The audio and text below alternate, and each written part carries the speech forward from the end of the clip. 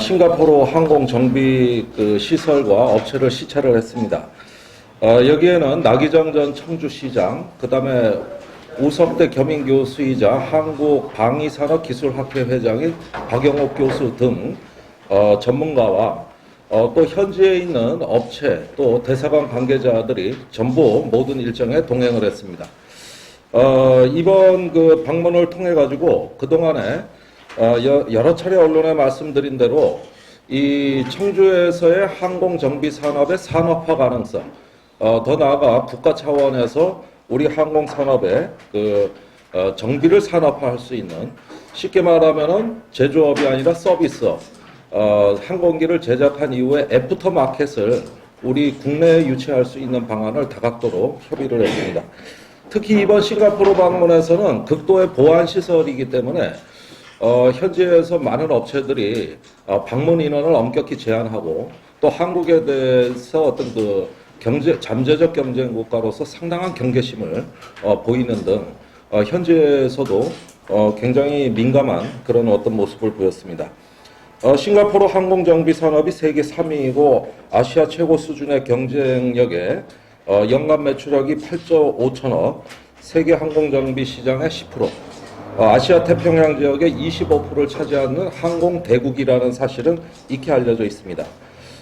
그런데도 최근 이 시장이 매년 8%씩 성장하고 있고 고용이 2만 1,000명으로 추산이 되며 또한 핵심 엔지니어 중심으로 기술 혁신이 이루어지고 있는 등 매우 역동적인 상황입니다. 그런데 같은 해 한국이 민과 군을 합쳐서 5조 원의 매출이 발생하였으나 이 정비 매출 중에 절반을 싱가포르 등 외국에 유출되고 있는 실정입니다. 사실 한국은 여러모로 싱가포르보다도 유리한 입지를 갖췄습니다. 싱가포르는 100여 대 전투기와 200여 대 민간 항공기를 갖고 있는데 반해 한국은 전투기 430대, 거기에다 지원기 100대, 헬리콥터 600대, 426대의 민항기를 보유하는 항공 수요에 있어서는 적어도 싱가포르의 3 내지 4배 수준을 보이고 있는데도 불구하고 이런 내수 규모에서 서너 배가 큰 나라가 오히려 싱가포르에 정비가 종속되어 있습니다. 게다가 싱가포르는 엄두도 내지 못할 초음속 훈련기를 한국은 이미 제작했고 지금 현재 한국형 전투기까지 제조하는 세계 굴지의 항공의 제조국가가 유일하게 정비만 싱가포르에 종속되어 있는 기형적 상황입니다. 쉽게 말씀드리면은 운동선수가 운동장과 체육관은 다 졌는데 병원을 안 졌다 이 얘기입니다.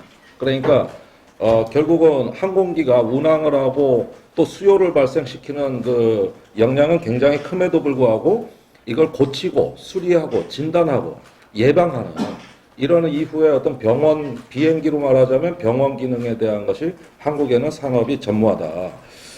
이런 어떤 기형적인 상황이라는 점이 확인이 됐습니다.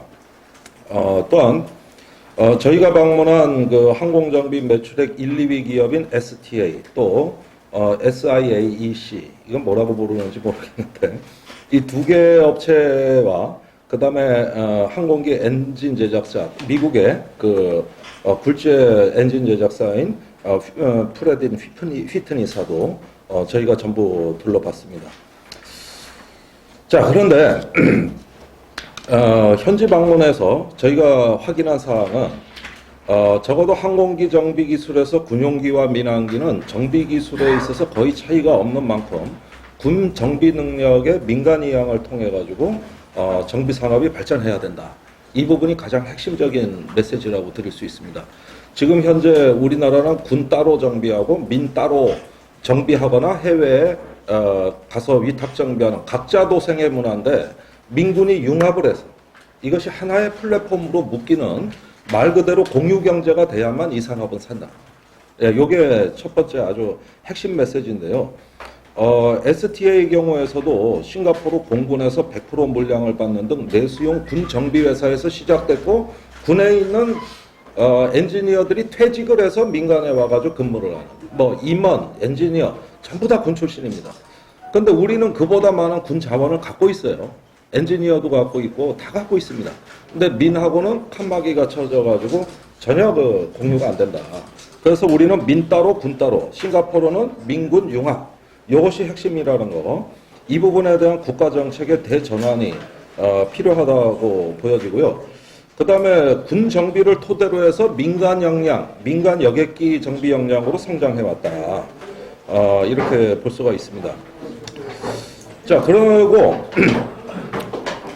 이 청주에서 지금 아시다시피 F-35 국가 전략자산이 배치가 됐는데, 제가 다른 언론을 통해 가지고 이 정비 대책이 없이 들여온 결과 앞으로 F-35 전량이 기체와 엔진 정비가 일본에 종속된다는 사실을 폭로한 바 있습니다.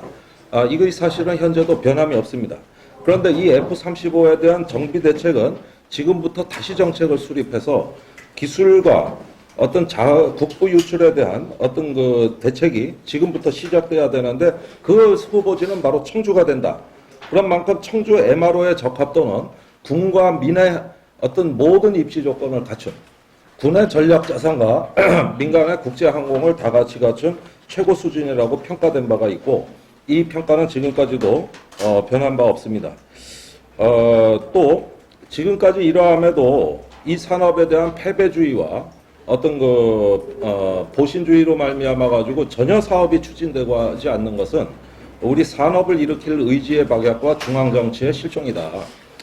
사실 제가 싱가포르 방문 전에 국토부, 산자부, 국방부를 다 접촉을 해봤는데, 상계 부처 간에 이 항공 정비에 대한 대책 회의를 한 실적이 단 한 건도 없다.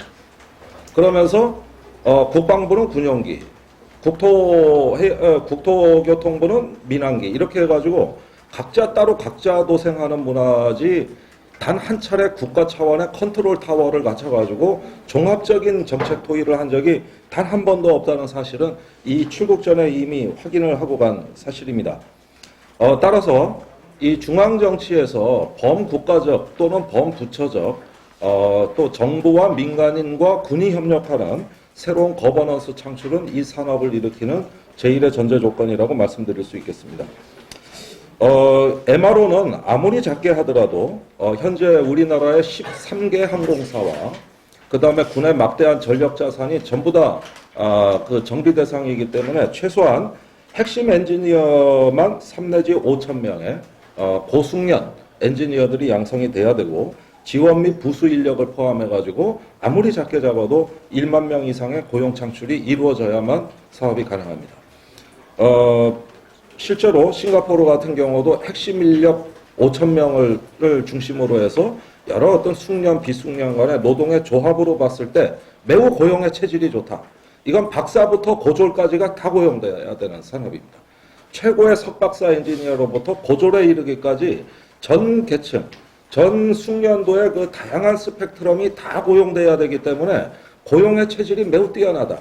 어떤 특정 계층, 특정 그 전문 지식의 문제가 아니라 어떤 종합적인 산업이고, 그만큼 고용의 체질이 매우 좋은 산업이기 때문에 우리 국가는 이 기회 비용을 절대 놓쳐서는 안 되겠습니다. 이런 핵심 내용들을 위주로 해가지고 현재 그 싱가포르 방문 결과에 이제 대한 자료는 뒤에 첨부해서 저희가 개략적인 어떤 그 상황을 종합을 했다는 말씀을 드리고요. 이 부분에 대한 전문가 검증을 거쳐서 우리 항공산업에 나아갈 방향은 크게 두 단계로 제시가 됩니다. 첫째, 군 정비창의 민영화입니다. 군의 정비는 지금 효율도 떨어지고 매우 저조한 품질인 가운데 또한 해외 정비에 지나치게 의존하고 있습니다. 이 정비를 민간으로 융합시켜서 민간 기업으로 옮겨서 앞으로는 민간에서 군의 정비를 대신해주는 아웃소싱 민영화 작업을 먼저 촉진하게 될 것이고, 이러한 군의 양보를 받아서 우선은 국가 전체 항공산업의 그 전체적인 시장의 규모를 갖추는 이 작업이 첫 번째인데, 7월 1일 날 10시에 국회의원회관에서 민군 융합 방안을 통한 혁신 성장 방안 토론회를 저희 의원실 주최로 개최하게 됩니다. 여기에서 그동안에 이 부분을 연구해 왔고 싱가포르의 현지 조사에 참여했던 전문가들이 상생 방안을 제시하게 될 겁니다. 두 번째로 이러한 그 서울에서의 국가 정책의 전환을 촉구하는 세미나를 먼저 하고, 그 다음에 이것을 청주의 상황에 맞게 지역에 와가지고 2차 세미나를 개최를 하게 됩니다. 여기서는 청주의 상황에 맞는 MRO 구성 방안이라든지 고용 창출이라든지 또 지방자치단체의 지원이라든지 이렇게 우리 지역민이 전부 다 협력을 해가지고 이 국가의 새로운 정책을 청주가 받아 안을 수 있는 가능성을 일깨우는 그런 2차 토론회를 청주에서 개최할 예정입니다. 1차 토론회가 끝나면은 그 성과를 바탕으로 지체 없이 바로 청주에서 진행할 수 있도록 만전을 기하겠습니다. 이 날짜는 추후에 결정이 되겠습니다.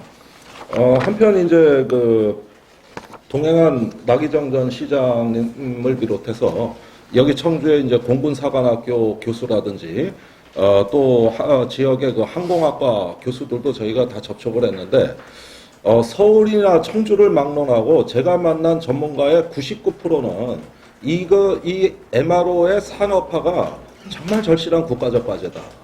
그 다음에 문재인 정부의 국정과제에도 채택돼 있다. 이 MRO는 문재인 정부 교통부의 국정과제의 핵심 과제입니다. 그런데 지난 3년간 실행 계획을 안 짰어요. 국정 과제만 놔두고 아무도 실행 계획을 짜질 않습니다.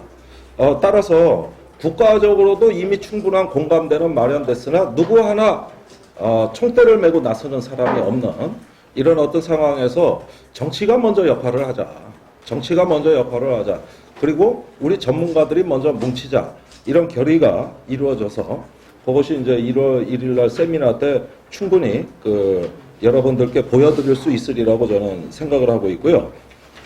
1차적으로 그 세미나와 더불어서 저희가 충청북도에는 이 MRO 유치 사업단, MRO 유치 추진단을 정식으로 구성할 것을 제안합니다. 지금은 한시도 지체할 아무런 이유가 없습니다. 이제는 도가 나서서 청주의 항공 정비 산업을 일으킬 수 있는 추진단을 바로 구성할 수 있도록 저희는 강력히 촉구를 합니다. 최근에 도에서 여기에 대한 관심이 많이 부족합니다만 저희가 그 부족한 부분이 있다면 채워드리고 또 중앙정부를 움직이는데 도의 힘이 부족하다면 충청북도의 다른 정치인들과 또 전문가들과 연대해서 중앙정부를 움직일 수 있는 그런 어떤 그 활동까지도 같이 하겠다는 약속을 드리고 이것은 도가 혼자 하기 어려울 때 그 짐을 덜어드리면서 우리가 다 같이 상생의 길을 찾을 수 있는 그런 어떤 그 범도민 추진단을 도에서 먼저 주도해 주기를 간곡히 호소하면서 또한 촉구하는 바라는 것을 말씀을 드립니다.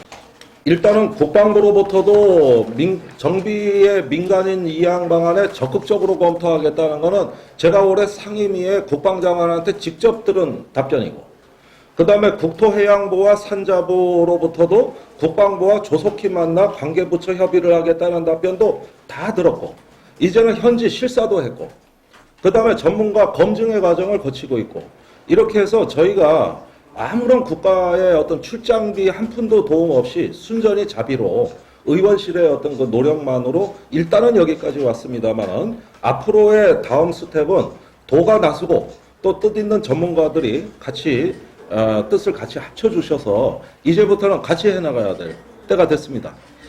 그런 만큼 저와 같이 동행한 전문가들은 이 MRO 사업이 되는데 문제점에 우리가 주목하는 것이 아니라 반드시 돼야 된다는 이 항공산업을 산업화한다는 신념화된 주체들이다. 이거는 제 내년도에 뭐 선거나 정치와 관계없이 제가 앞으로 남은 여생 동안 이 미래의 먹거리를 위해 가지고 지역 발전을 위해서 또 국가의 발전을 위해서 항공산업의 성장을 위해서 우리가 가야 될 길이기 때문에 누군가는 언젠가 가야 되고 이것을 할 수 있는 신념화된 주체를 형성하는 과정입니다. 여기에 도도 동참해 주시길 바라고 저희는 우리가 가진 모든 힘을 도가 일을 잘할 수 있는데 전폭적으로 지원해 드리겠다.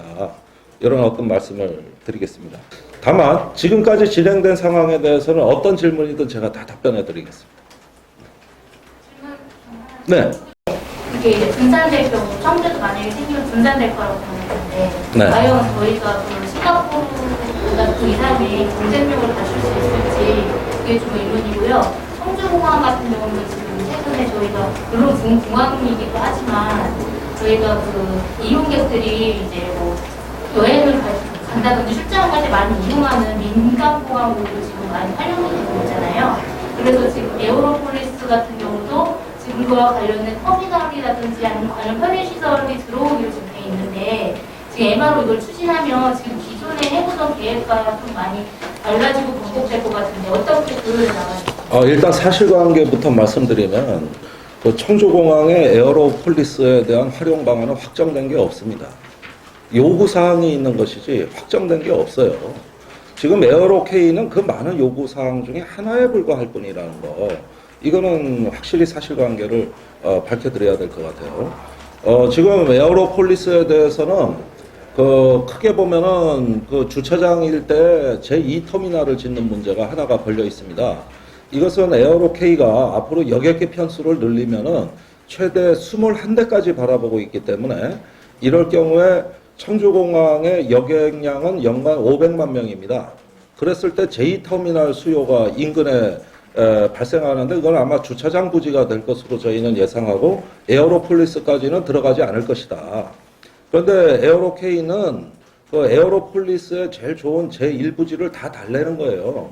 거기에 본사도 차려놓고 정비기지도 차려놓고 필요한 부수시설을 갖추겠다는 거거든요. 그건 터미널이 아니에요. 이런 요구사항이 있고 지금 경제자유청은 미국 회사를 유치하라는 안도 검토 중에 있습니다. 거기에 인공강우 실험을 하는 미국 업체 여기도 아마 제안이 들어온 걸로 알고 있고 또 그 이외에도 지금 많은 어떤 제안들이 수집되는 단계지 확정된 건 전혀 없습니다. 근데 그것과 더불어서 이제 한 가지 그 숨겨진 변수가 전투기입니다. F-35는 40대가 배치되지만 공군계획은 60대까지 하겠다는 거거든요. 이게 굉장히 큰 의미가 있는 이유는 60대가 돼야 정비 물량이 됩니다. 40대는 그 판매국 로키드 마틴에서 정비 권한을 사오기엔 너무 물량이 작아요. 그래서 공군본부는 60대로 늘리면서 여기를 모기지로 해가지고 미국으로부터 F-35 정비 권한을 확보하는 문제를 검토 중에 있어요. 그렇게 되면 에어로폴리스 용도가 또 바뀌어요. 그러니까 이런 변수들이 다 들어와 있어가지고 지금은 그 테이블 위에 다 쌓아둔 단계에 있고 지금도 변수가 발생하기 있기 때문에 그 저가 항공사문의 문제는 아니다. 이걸 제가 분명하게 말씀드리고 그 다음에 사천의 경우에는 한 삽도 못 두고 있습니다. 그 홍준표 경남도 지사가 뺏어간 지가 언젠데 그런데 입지가 안 맞고 지금 사천은 완전히 공동화됐습니다. 사천에는 한국항공이라는 카이 업체 딱 하나 남았어요. 다 떠나고 있습니다. 그리고 여객기 편수 안 납니다. 그리고 거기에는 전투비행단이 전투기를 갖고 있는 게 아니라 훈련기를 갖고 있습니다. 하고 싶어도 수요가 발생하지 않는데 청주하고는 워낙 격차가 벌어져 있기 때문에 못 먹을 걸 뺏어간 거예요. 먹을 걸 뺏어가서 일을 했었어야 되는데 안 하고 있어요. 그 다음에 인근의 경북 영천에다가 보잉사가 MRO를 투자하기로 약속한 지가 지금 7년이 지났습니다. 근데 경북 영천에 투자 못 하겠거든. 투자 안 해요. 그래가지고 오히려 영천도 지금 보잉사가 그때 400억인가 투자해서 하겠다는 거 텅텅 비어 있습니다. 안 되는 건 안 되는 거예요.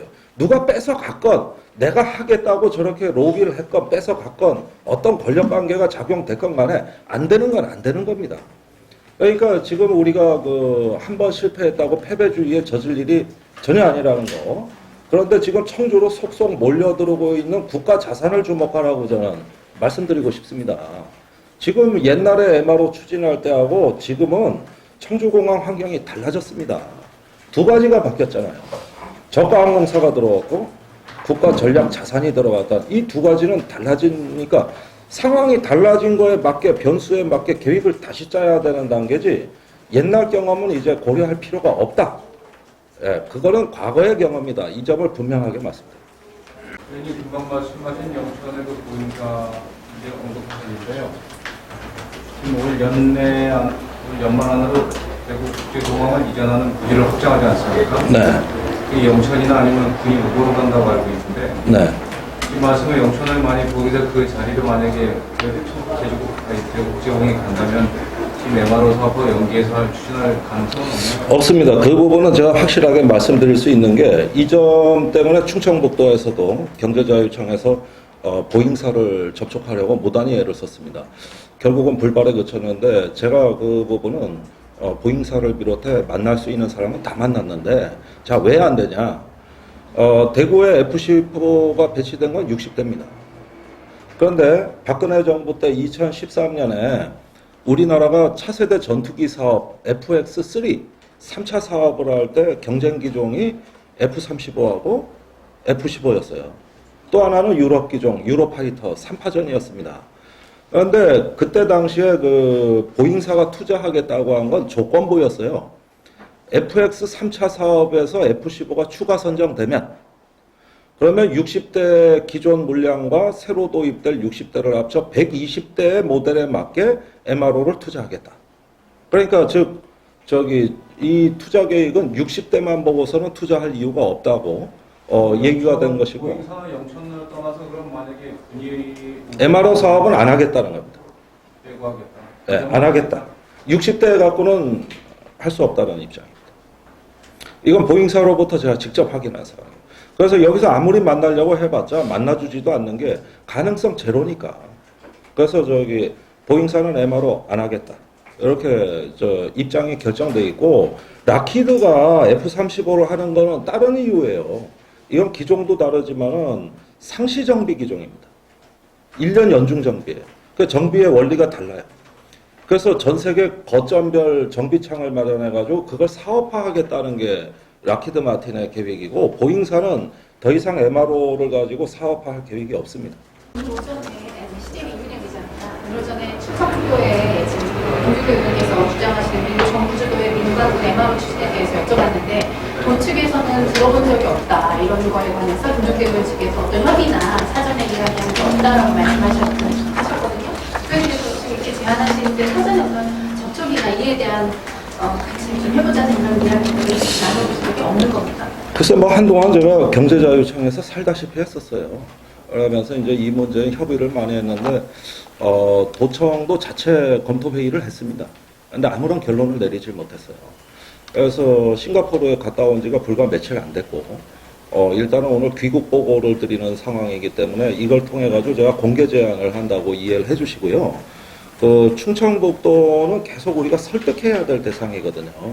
그래서 현재로서 아무런 어떤 계획이 없는 걸로는 저희도 똑같이 알고 있습니다만은, 이 부분에 대해서는 인식의 전환을 촉구하는 단계고, 또 앞으로 추진단을 만든다면 적극적으로 같이 하겠다고 제안을 드리는 입장이기 때문에 도에선 그리 많이 준비되지는 않은 것 같습니다.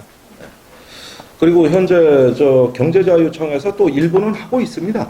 그러니까 추진단이다 이런 것이 없어서 문제지, 도의 입장도 이해가 안 가는 건 아니에요. 중앙정부의 정책이 바뀌어야 지방정부 역할이 있는데, 중앙정부에서 추진할 실행계획이 없거든요. 그러니 도가 먼저 나서서 이런 추진단을 만드는 데 따르는 정치적 부담은 이해가 갑니다. 근데 그건 정치가 해야 될 몫이에요. 도가 한다기보다는 제가 국무총리나 장관들한테 연간 5조 원의 국부가 유출되는데 대책이 뭐냐 하고 따지고 들고 거기서 싸워줘야 될 영역이지, 이 부분은 사실 도가 직접 나서서 국가정책을 감나와라 배나와라 할 만한 입장이 못 된다는 거죠.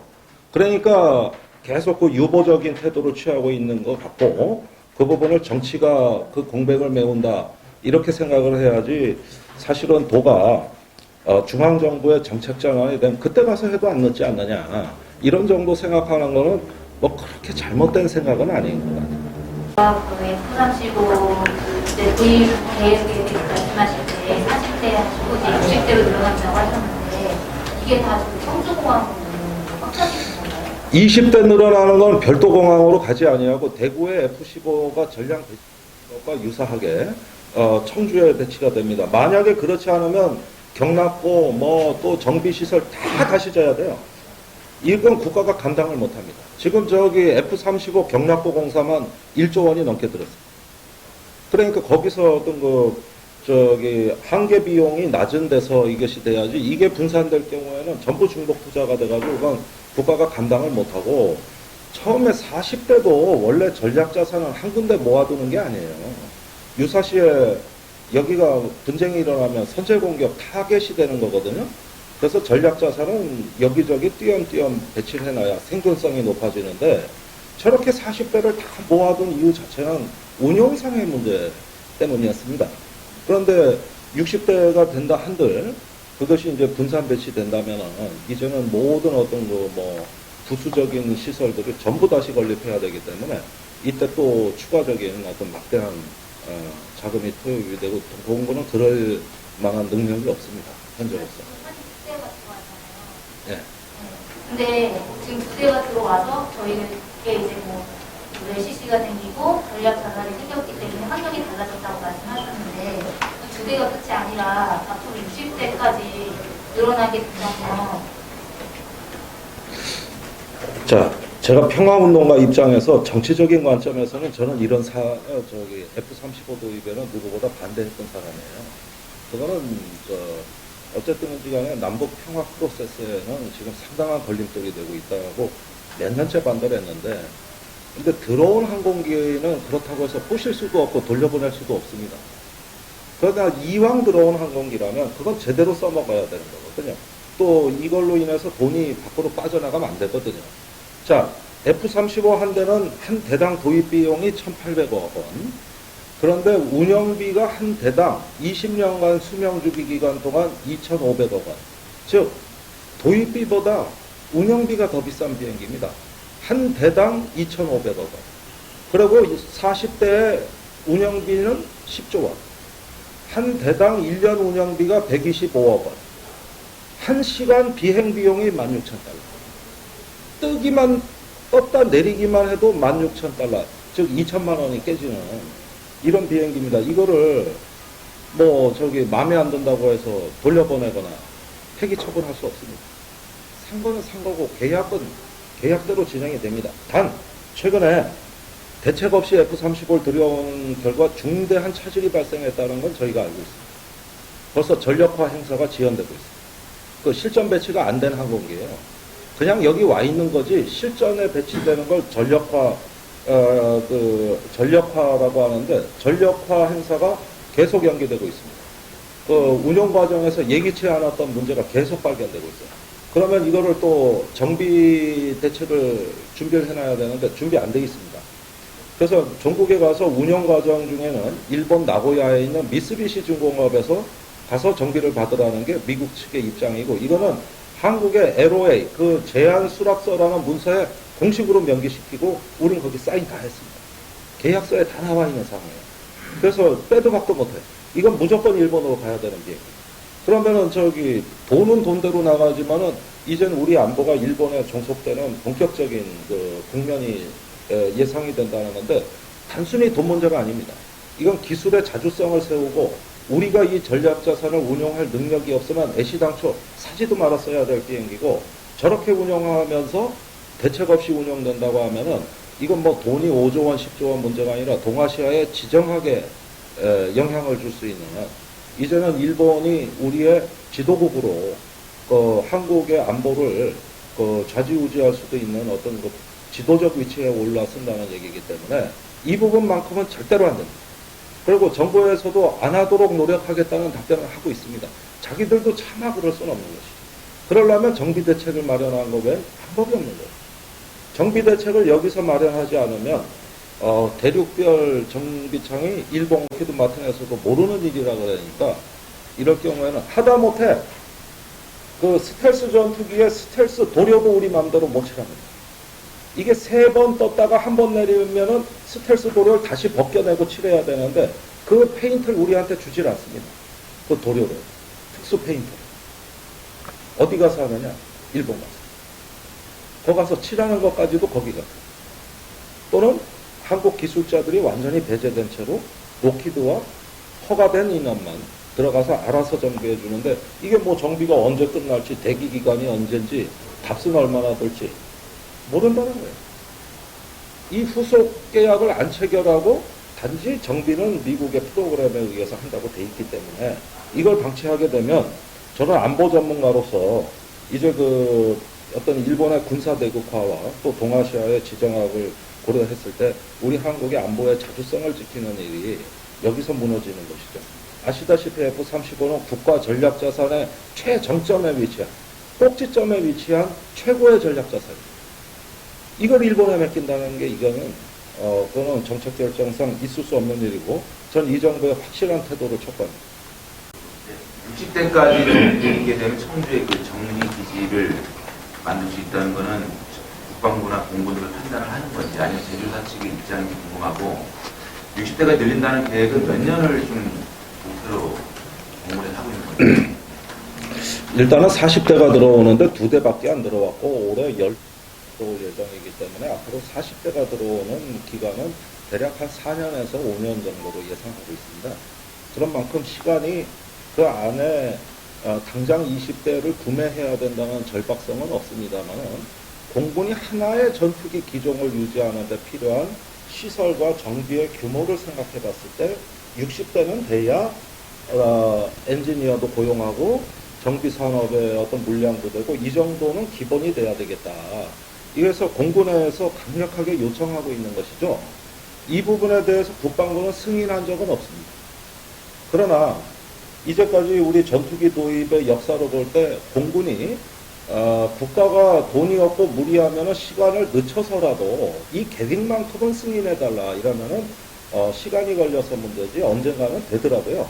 그게 전에 F-16을 120대에서 우리가 140대로 늘릴 때도 그랬고 F-15도 처음에 40대 산다고 그랬다가 60대 사는 걸로 20대 늘렸고 이렇게 해왔던 그동안의 경험을 봤을 때 1차 사업, 2차 사업 이렇게 사업을 분할해서 40대를 1차 사업으로 하고 2차로 추가 구매 사업을 별도로 발주해가지고 나중에 전투기 사업으로 가는 거는 지금까지 공군의 전력 증강하는 일반적 방식이었다. 그런데 공군이 저렇게 강력하게 요구를 하면 현재 공군 예산의 여력으로 생각했을 때 일단은 2020년대 중반에 1차 사업이 끝나고 모든 도입이 끝난 직후에 2차 사업에 대한 요구가 제출되리라고 보고 있습니다.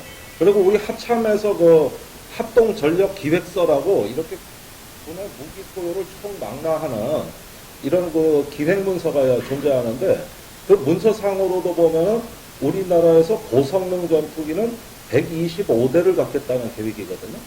그런데 F-15가 60대밖에 안 되고 그 다음에 F-35가 40대니까 20대가 여전히 비어 있거든요. 요거를 공군이 F-35 추가 20대로 공백을 채워달라 이렇게 요구하고 들어올 경우에는 상당히 명분이 있기 때문에 전국에는 그렇게 갈 가능성이 높다. 이게 여태까지 경험입니다.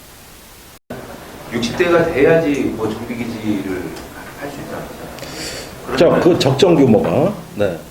그러니까, 저는 60대 계획을 전제로 해서 항공산업 MRO 계획을 지금부터 짜나가자는 제안을 드리는 것이고요. 60대가 돼야 적정 규모가 나온다고 그러지만 F-35 경우에는 사정이 더 다급하기 때문에 여기에는 다른 정치적 이유, 예컨대 대일 안보 종속이라든가 이런 지정학적인 문제가 있기 때문에 60대가 되기 전에라도 이 기종에 대해서는 특별히 조금 더 정책적인 배려를 할 수 있다. 이건 정치적 문제가 너무 크다고 보기 때문에 그래서 그런 것들은 지금까지 우리가 사업화한 적이 없습니다. 국방부에서. 그러나 이건 피해갈 수가 없기 때문에 그렇다면 지금부터 민군 합동 플랫폼을 정비 플랫폼을 지금부터 짜나가는 이러한 형식으로 미리 선점을 하고 시작해도 이것은 충분히 사업화에 합리성이 있다. 말하자면 그 청주 MRO 정비단이 한국경비 사업단지를 조성한 정비는 어떻게 중단할 것인지 그리고 제가 여쭤보고 싶은 건 만약에 록히드 마틴사 F-35 17성부터 들어온 건 사실인데 그게 몇 기가 들어오냐는 문제가 아니라 기술 이전이라든지 여기서 정비를 할 수 있는 이런 게 가능하냐 여러 가지 국제적인 그런 기술안 보호 문제가 있잖아요. 네. 근데 그런 부분은 어떻게 해결할 건지 그런 점이 빠져 있어가지고. 두 가지인데요.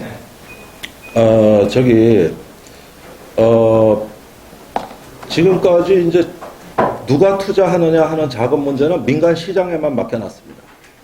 그렇게 되니까 대한항공은 자기 정비를 하고 있어요. 그런데 아시아나는 싱가포르 가서 하고 있거든요. 그런데 아시아나의 보잉사 여객기나 대한항공의 보잉사 여객기나 똑같은 비행기, 똑같은 엔진이에요.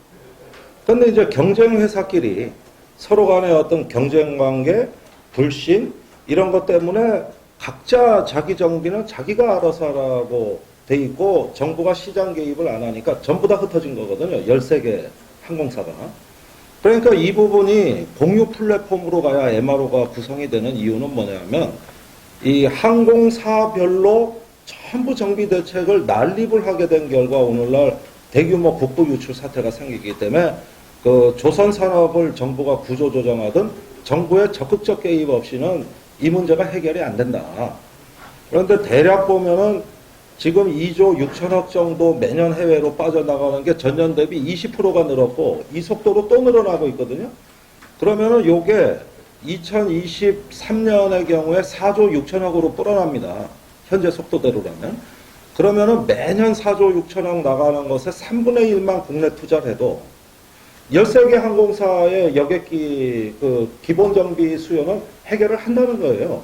각자 돈을 쓰니까 그 비용이 눈두덩이처럼 불어난 거거든요. 그래서 이 부분은 최근에 대규모 산업 구조 조정하들 때 정부의 역할을 떠올리시면 예컨대 정부가 투자해서 또는 조정을 해가지고 자동차 산업, 조선 산업 같은 경우 지금 다 정부가 시장 재편을 하고 있지 않습니까?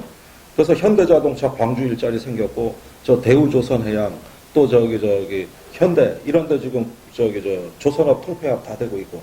그러니까 이거는 있는 걸 통폐합하는 게 아니라 공유 플랫폼을 정부가 선투자를 해서 만들고 여기서 업체의 사용료를 받는 이 방식으로 선투자를 해서 일단은 어떤 MRO 단지 조성을 시작을 해놔야 일단은 그 전체적인 그 효율성을 기할 수 있다.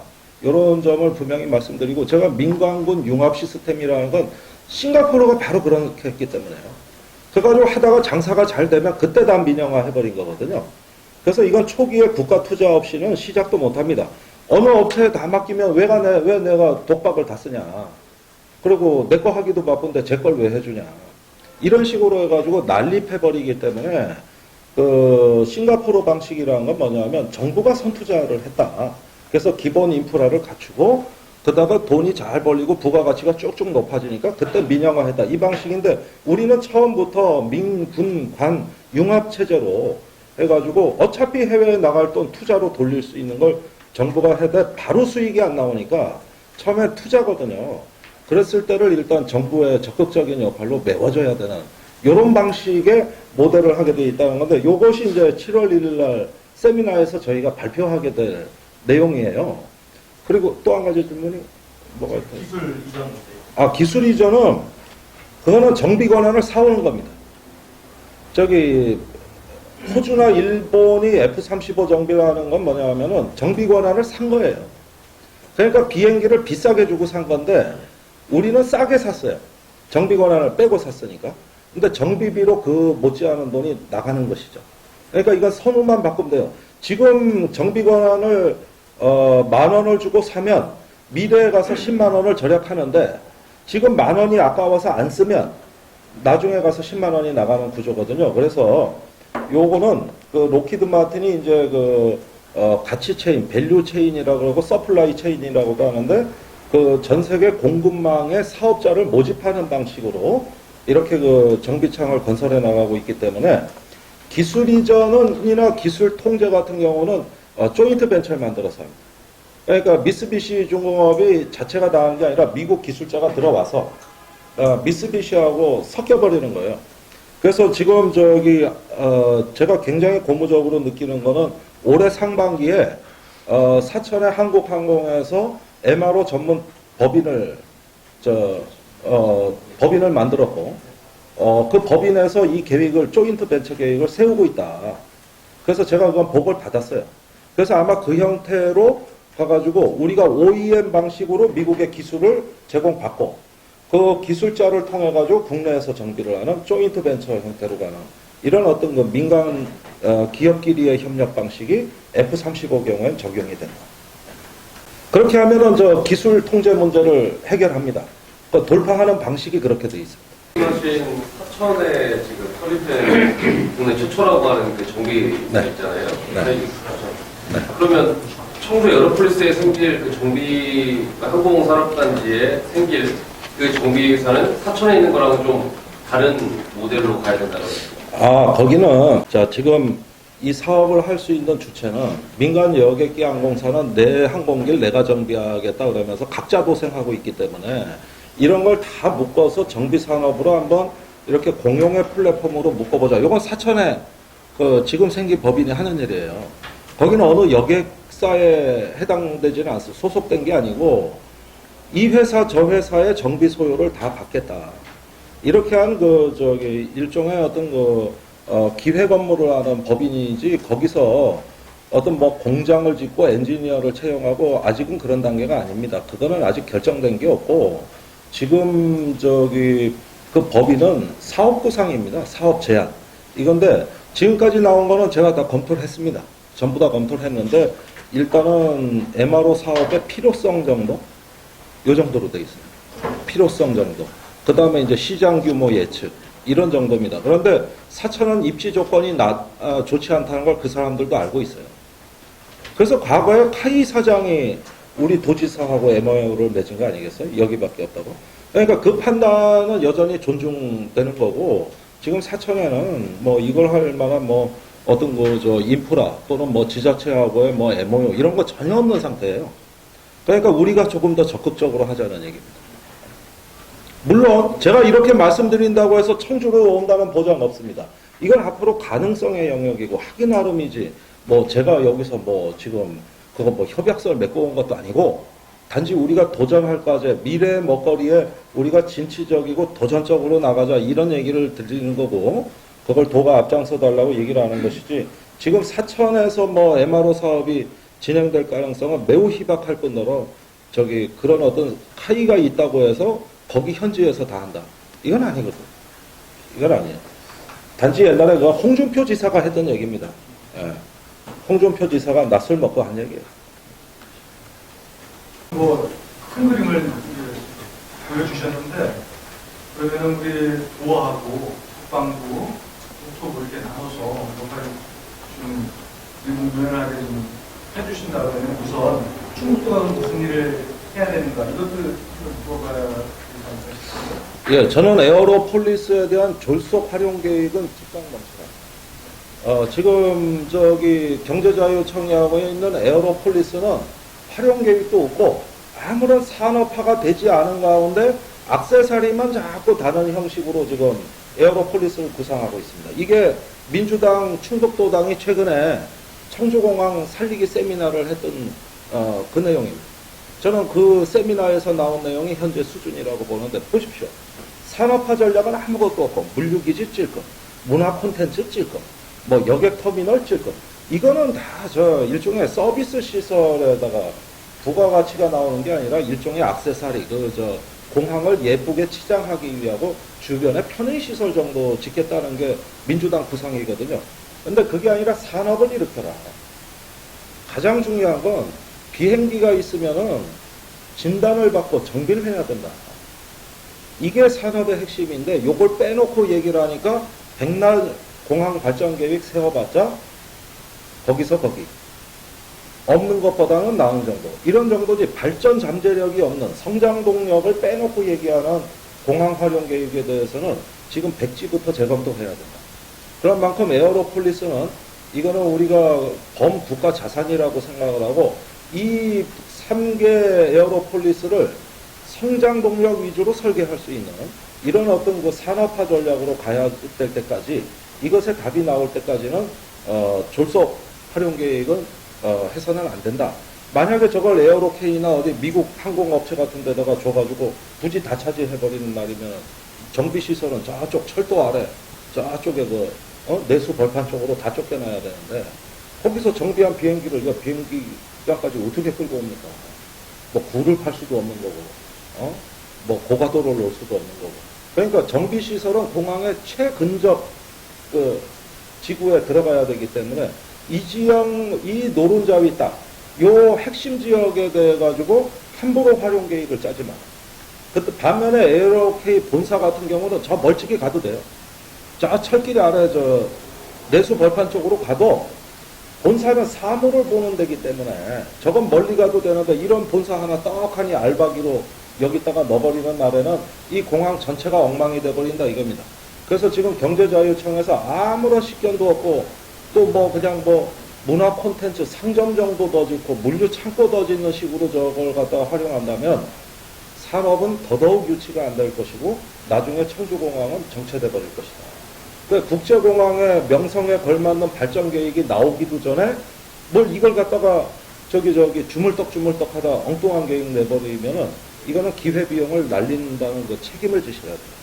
그래서 산업화 전략, 성장 동력을 중심으로 해서 공항을 동심원식으로 이렇게 산업의 핵심과 그 파생 산업들이 동심원처럼 퍼져나가는 이러한 어떤 그 청사진을 먼저 그려놓고 그것에 도전을 해보고 거기서 뭔가 핵심 성장 동력, 잠재력을 한번 우리가 도모해보자는 거거든요. 그래서 지금 경제자유청 방식은 안 된다. 저 방식으로 가면 안 된다. 그리고 에어로케이 갖다 놔봤자 지금 저 경락고도 없고 터미널도 없기 때문에 에어로케이가 저 여객기 편수를 늘리고 싶어도 못 늘려요. 저거는 저 지금까지 갖다 놓은 건 일종의 어떤 요식행위에 불과해요. 그 다음에 13개 저가 항공사는 다 통폐합됩니다. 앞으로. 이렇게 난립할 수가 없어요. 언젠가는 한 개 회사는 퇴출이 될 것이고 알짜배기 회사 위주로 앞으로 구조조정이 일어난다고 봐야 돼요. 이런 것까지 이제 감안을 해서 청주공항을 에어로케이의 목매는 공항으로 돼서는 안 된다. 거기에다 모든 특혜를 줘서도 안 된다. 산업이 우선이다. 그 다음에 에어로케이는 본사는 저 멀찍이 가도 상관없다. 정비와 경락고를 우선시해서 편성해 놓고 나머지 부수적인 시설은 다 밖으로 빼야 된다는 게 제 생각이고. 터미널은 저 주차장에 지면 돼. 주차장에다가 제2터미널 지면 돼. 그건 아무 문제 없어. 단지 그 부지 조성해 놓은 거, 저 에어로폴리스 3개 주고, 요거는 전략적 활용이에요.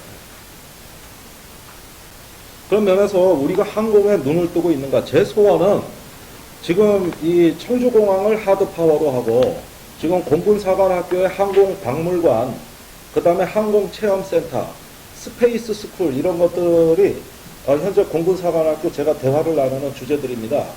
그래서 앞으로 공군사관학교 안에 있는 박물관을 공군사관학교 밖으로 거기에 가상체험관도 넣고 우주체험관도 넣고 거기에 지금 2만 명의 관광객이 매년 오고 있어요. 이 2만 명이 적어도 5만 명 이상으로 될 수 있도록 현대화된 박물관과 야외 전시장을 공군사관학교 밖으로 뺍니다. 이 종합발전계획이 현재 공군하고 저하고 얘기 중인 겁니다. 거기서 그 항공체험, 우주교육, 그 다음에 인근 저 활주로에 조종사 양성이 되고 있거든요. 이게 청주의 소프트 파워입니다.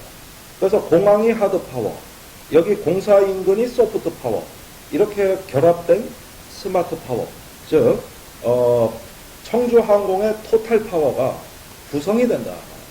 그래서 미래의 중부권이 우리가 중원에 국가항공의 거점 지역으로 도약해낼 수 있는 것은 소프트 파워, 하드 파워가 다 같이 균형 발전하면서 청주가 말 그대로 항공도시, 지금 뭐 반도체 도시라고 되어 있습니다만은 앞으로 지역의 특산품이 항공이 될 수 있는 이런 어떤 토탈 타워로 성장하는 것이고, 전 그런 점에서 청주는 모든 항공의 거점 도시가 될 조건과 입지를 적절하게 구축하고 있다. 이걸 저 전남 고흥 나로호 그 발사장으로 거기 잔뜩 끌어갔다가 거기 지금 망했습니다. 아시다시피 아무도 안 찾아가요. 나로호가 무슨 관광 상품이 됐습니까? 거기에 요즘 드론 시험장 같죠. 뭐 13개 기관이 항공도 다가가지고 그 매립지 갯벌에 그냥 처박혔어요. 그냥 고립됐습니다. 아무 지역에 부가가치가 안 됩니다. 그러니까 이런 걸 하려면 여기서 해야 돼. 그래서 앞으로 주변의 어떤 항공의 자원을, 잠재력을 최대한 끌어올려가지고 우리가 최소한 싱가포르 MRO 정도는 아니지만 동북아에서 거점 역할 정도는 할 수 있는 항공의 전진기지 국가로 우리가 중부권의 중심이 된다면 지금 있는 흩어져 있는 역량들을 다 선으로 연결해보자. 이렇게 하면은 이제 서쪽에 사관학교, 저쪽 동쪽에 이제 청주공항이 아우러지는 이 항공의 체험 벨트, 관광 벨트도 만들 수 있고 여러 가지 파생 산업이 있기 때문에 저는 항공의 토탈 파워를 다 같이 배양시킨다는 방식으로 해서 우리 전문가와 정치인들이 한번 뜻을 모아보자 하는 것이고요. 나기정 시장께서도 많은 공감을 해주셨고 그분이 선구자입니다. 사실은 제가 그분한테 아이디어를 많이 받은데요. 나 시장님이 제시해 주셨어요. 그래서 제가 그걸 발전시키는 거거든요. 그래서 그 많은 전문가들이 공감하고 있기 때문에 만약에 충북도에서 추진단 추진이 어렵다 하면은 민간 차원에서라도 충북 항공 포럼이라도 지금 즉시 구성할 수 있다. 이미 전문가들은 다 확보됐다.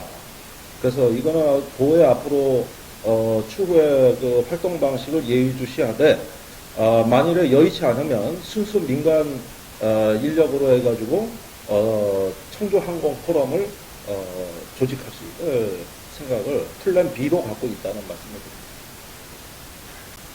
자, 뭐 더 궁금하신 거? 디테일. 예. 지난주에 정의당 충북당 문화위원장 임기가 만료됐잖아요. 끝날 때가 됐잖아요.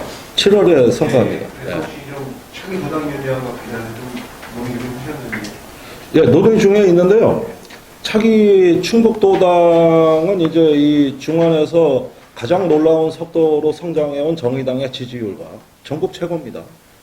가장 빠른 속도로 성장해온 정의당의 위상과 일하는 도당, 그 다음에 이제 내년 총선을 대비하는 총선을 에 적합한 정당 조직, 이런 형태로 해서 혁신 과제가 지금 엄청나게 많이 쏟아져 있습니다. 그런데 기존 도당을 조금 더 변화하고 혁신하는 방향으로 한번 좀 뜻을 모아보자는 논의가 최근에 있어서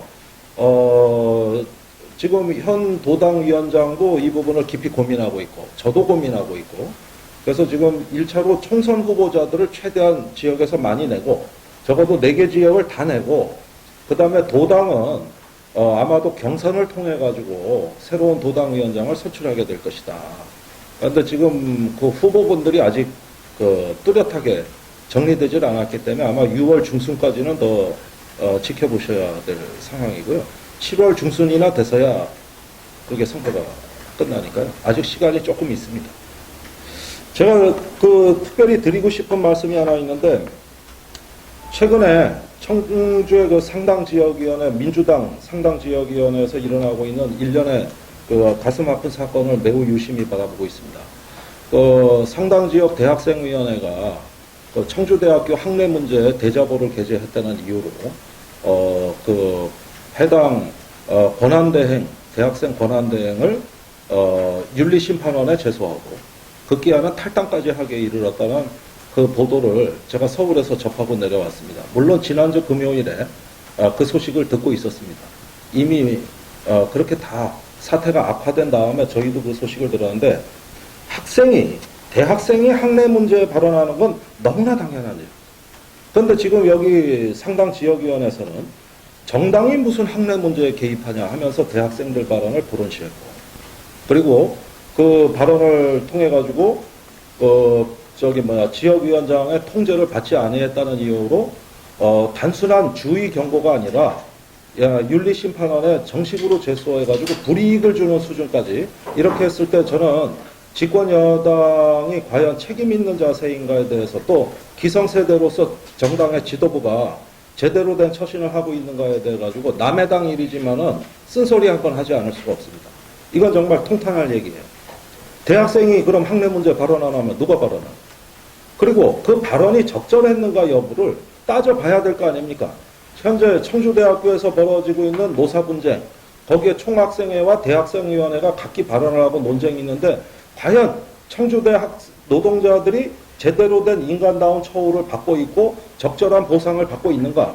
학내의 재단의 부도덕한 문제는 없는가? 이런 거를 오히려 따져보고 뭐가 잘못됐는가 개선을 해도 시원찮을 마당에 발언을 했다는 이유로 이걸 갖다가 징계심판원에 회부해가지고 결국은 그 당사자가 탈당을 하게 이르렀다는 소식을 들어서 망연자실하지 않을 수가 없다. 최근에 여기 민주당, 자한당 하는 짓이 똑같아요. 시장 하는 거 보면은 자한당 뺨칩니다. 뭐 구룡산 문제도 그렇고 뭐 그 외에도 그렇습니다만, 이 두 당이 서울에서는 죽기 살기로 싸우다가 지역만 내려오면 하는 짓이 완전히 똑같아져 가지고 기득권 정당의 행태를 보이고, 이번에 대학생 문제는 권위주의 행태를 보이셨습니다. 이건 청년들 기 꺾자는 얘기예요. 사실 저희가 외문관 하면 모른 체 하려고 했습니다만은, 저희 측에도 그 사실을 자세히 알려와서 뒤늦게 알게 됐습니다만은, 앞으로 학내 문제라든가 이런 것들은 학내에서 자율적으로 대학생들끼리 논쟁할 때 우리는 개입 안 합니다. 그러나 왜 기성세대가 개입해가지고 감 나와라 배 나와라 하면서 극기하는 극약 처방까지 꺼내는 건지, 그 주장이 그렇게 잘못된 건지, 이런 부분에 대한 공론화 없이 바로 징계로 가는, 이렇게 불이익을 주는 부분에 대해서는 이게 바로 기득권 정당의 행태다. 청년들 기죽이자는 거다. 그런 점에서 저는 이번 민주당의 처사에 대해서 매우 유감을 표명하고, 다시는 이런 일이 없어야 되고, 왜 이런 일이 벌어졌는지 책임 있는 해명을 하셔야 된다. 그걸 정식으로 요구합니다. 일단 대학생들이 정비하고 입당 의사는 밝혀왔는데, 그 전에 탈당이나 뭐 그런 것들을 다 처리하고 이 문제가 매듭지었고 나서 입당해도 늦지 않다고 오히려 우리가 만류하고 있는 상황이에요. 근데 본인들은 이것을 대학생위원회로서 또 정당 활동을 하고자 하는 마음이 이제는 민주당이 아니다. 그래서 정의당을 대안으로 생각했다는 의사를 알려왔습니다만, 오히려 저희가 그러지 말고 차분하게 정리를 하고, 또 만일에 입당한다면 저희는 뜨겁게 환영을 할 것이지만, 그러나 일단 당면한 문제 매듭을 잘 지라는 그런 조언을 하고 있습니다. 그게 지난주 금요일이라서 저도 며칠 안지가 얼마 안 돼요. 그래서 사태 전말은 모릅니다만 드러난 현상과 언론 보도를 감안했을 때 이거는 매우 가슴 아픈 일이고, 민주당을 아끼는 지지자들에게 큰 상처를 줬다. 특히 대학생들한테 매우 큰 상처를 줬다 하는 점에서 저는 유감을 표명하지 않을 수가 없습니다. 다른 친구가 대학생 위원장 업무대행. 업무 권한대행. 예. 위원장. 예. 한 명이죠. 거기가 징계위에 회부된 걸로, 저 마침 당사자도 와 계시는데, 맞습니까? 맞습니다. 예. 그래서 저 원래는 같이 기자회견을 하자는 얘기도 있습니다만, 제가 거절했습니다. 본인이 할 말이 있으면 직접 해라. 아직까지 정의당 당원은 아니다. 그리고, 먼저 소속된 당에 탈당 절차는 다 마무리된 걸로 제가 파악하고 있습니다만은, 거기서 이제 본인의 이야기를 우리 정의당과 무관하게 할 수 있도록 한번 해보라는 게 제 조언이고요. 우리가 이걸 처음부터 이렇게 같이 자리를 할 수 없는 것은 아직까지는 뭐 입당 절차가 마무리된 바도 없고, 그렇기 때문에 저는 조금 정당이 책임성을 갖고, 개인이 자주적으로 결심한 거기 때문에 본인 뜻대로 하는 거예요. 그래서 그 의사를 존중하겠다는 게 제 생각입니다.